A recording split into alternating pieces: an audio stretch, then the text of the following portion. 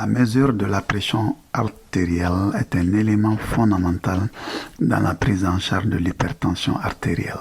Une meilleure compréhension des valeurs réelles de la pression artérielle, notamment la mesure en clinique et la mesure à domicile, permet aux professionnels de la santé d'établir des diagnostics plus précis et de suivre leurs patients. C'est depuis 1896 que Dr Riva Rossi a pour la première fois mesuré la pression artérielle en utilisant un brassard.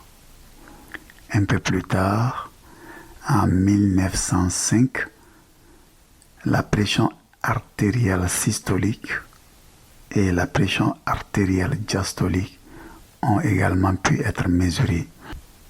Et en 1979, les tensiomètres automatisés ont fait leur apparition. Il existe plusieurs façons de mesurer la pression artérielle. Ici, nous allons les classifier essentiellement en deux grands types de mesures de la pression artérielle. La mesure de la pression artérielle en milieu clinique et la mesure de la pression artérielle à domicile. La mesure de la pression artérielle à domicile, appelée encore MPAD, se fait à domicile tout naturellement en utilisant des appareils que nous utilisons d'habitude pour faire les mesures, mais également on peut le faire avec le MAPA, le monitorage ambulatoire de la pression artérielle dont nous avons aujourd'hui envie de parler dans cette vidéo. Mais avant de parler de la MAPA, il est important de rappeler une fois de plus que la pression artérielle est l'un des meilleurs indicateurs de risque cardiovasculaire et de la mortalité à long terme.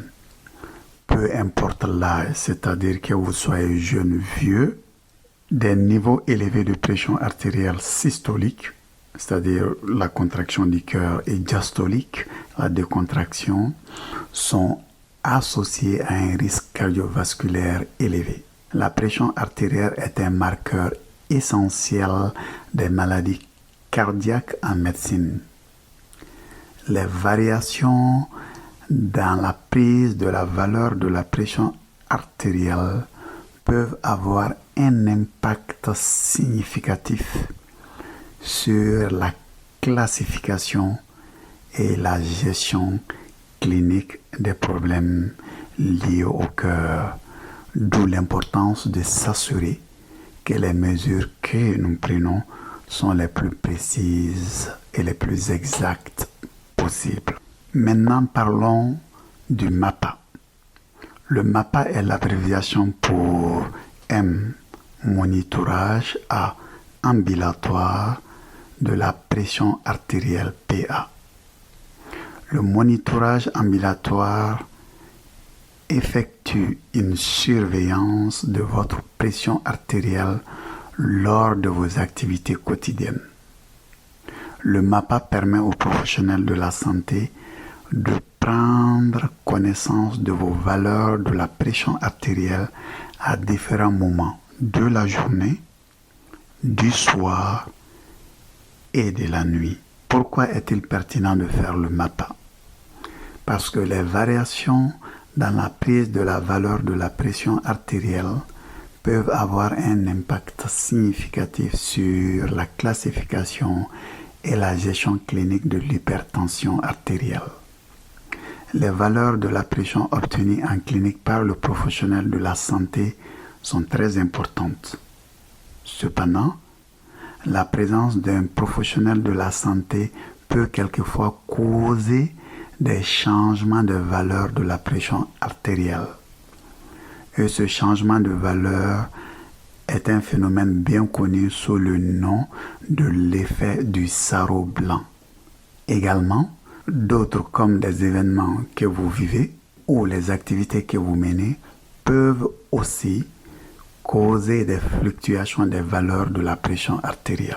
Une façon de mieux refléter ces fluctuations, c'est de faire la mesure de façon répétitive, d'où l'importance du MAPA. le monitorage ambulatoire de la pression artérielle. Et le MAPA permet 1. D'obtenir plusieurs mesures durant une période de 24 heures. 2. De donner une meilleure idée de la véritable valeur de votre pression artérielle. 3. De produire une moyenne de votre pression artérielle. Ainsi, le MAPA devient une méthode plus près des vraies valeurs, les valeurs précises et plus exactes de la pression artérielle.